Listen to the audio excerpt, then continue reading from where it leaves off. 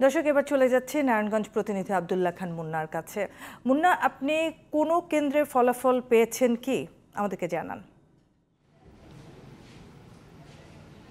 সাইদা, আমি এই মুহূর্তে আছি রূপগঞ্জ উপজেলা পরিষদ মিলনায়তন। আপনি দেখতে পাচ্ছেন যে আমার পিছনেই জেলা রিটার্নিং যিনি কর্মকর্তা রয়েছেন ওনারা উপস্থিত হয়েছেন। কাজী ইস্তাফিজুল হক আকন্দ, উনি জেলা নির্বাচন অফিসার। ওনার সাথে উপস্থিত আছেন রূপগঞ্জ উপজেলা নির্বাচন অফিসার তাজাল্লি ইসলাম সহ ঊর্ধ্বতন কর্মকর্তাবৃন্দ। ইতিমধ্যে বেশ কিছু কেন্দ্রের রেজাল্ট এখানে এসেছে। মোট কেন্দ্র হচ্ছে 19টি।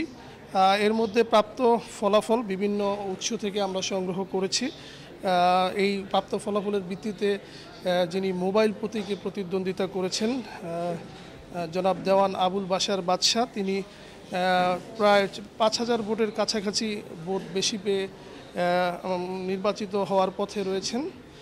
এছাড়া সারাদিন এই কাঞ্চন পৌরসভা নির্বাচনে আইন শৃঙ্খলা পরিস্থিতির ব্যাপারে ব্যাপক কঠোর ভূমিকা রেখেছেন নারায়ণগঞ্জ জেলা প্রশাসন।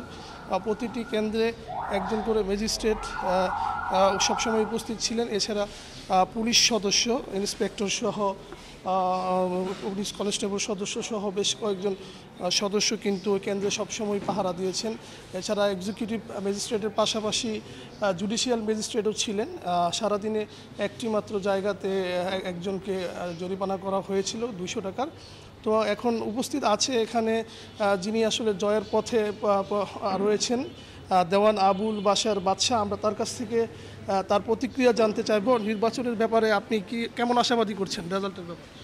রেজাল্টের ব্যাপারে আমি খুশি যে সুষ্ঠু নির্বাচন হয়েছে। জনগণ স্বতঃস্ফূর্তভাবে তাদের মতামত ব্যক্ত করেছে। আমি ইনশাল্লাহ বিপুল ভোটে বিজয়ী হয়েছি। এটা আমাদের পূর্বের ধারণা ছিল জনগণ আমাকে নির্বাচিত করবে।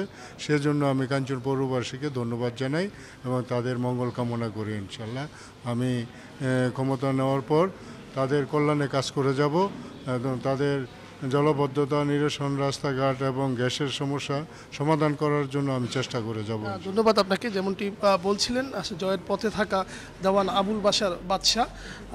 এছাড়া নারায়ণগঞ্জ এই কাঞ্চন পৌরসভা নির্বাচনে তেমন কোনো সহিংসতার খবর আমাদের কাছে এসে পৌঁছায়নি। দেওয়ান আবুল বাশার বাদশাকে সমর্থন জানিয়েছেন এখানকার যিনি সংসদ সদস্য রয়েছেন গোলাম দস্তগীর গাজী বীর প্রতীক, পাশাপাশি স্থানীয় আওয়ামী লীগ ও সংসদ পুত্র গাজী গোলাম মুর্তজা পাপ্পা। তো সব কিছু মিলিয়ে কাঞ্চন পৌরসভা নির্বাচন অল্প কিছুক্ষণের মধ্যেই এখানে রিটার্নিং কর্মকর্তা রয়েছেন, তিনি আনুষ্ঠানিকভাবে ফলাফল জানাবেন। আমরা হয়তো পরবর্তী সংবাদে আপনাদেরকে বেসরকারি যে ফলাফলটি রয়েছে সেই ফলাফলটি জানাতে সক্ষম হব। সাইদা, এই ছিল কাঞ্চন পৌরসভা নির্বাচন।